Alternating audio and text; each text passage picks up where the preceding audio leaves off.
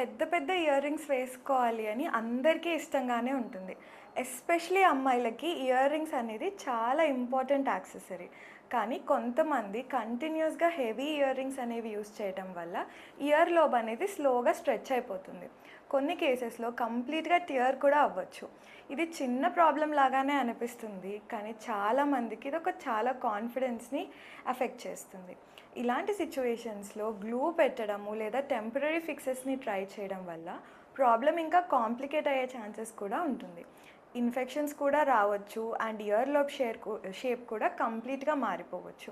ఇలాంటి కేసెస్‌లో మేము సజెస్ట్ చేసే సొల్యూషన్ ఏంటి అంటే లాబ్యులోప్లాస్టీ.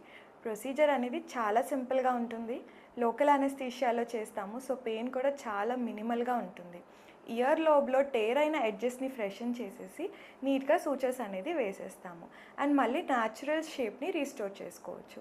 ఇదొక 20-30 మినిట్స్‌లో అయిపోతుంది ప్రొసీజర్ అండ్ మీరు సేమ్ డే ఇంటికి వెళ్ళిపోవచ్చు. ప్రాపర్ హీలింగ్ తర్వాత మళ్ళీ కంఫర్టబుల్‌గా ఇయర్ రింగ్స్ వేసుకోవచ్చు.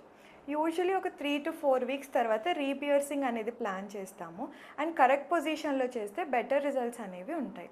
సో ఇయర్ లోబ్ టేర్ లేదా స్ట్రెచ్ ఉంటే డిలే చేయకండి. ఎర్లీగా ట్రీట్ చేస్తే రిజల్ట్స్ చాలా నీట్‌గా ఉంటాయి. For any such problems kindly do visit us. I'm doctor Akshita Reddy, consultant ENT at Onus Robotic Hospitals, Champapet.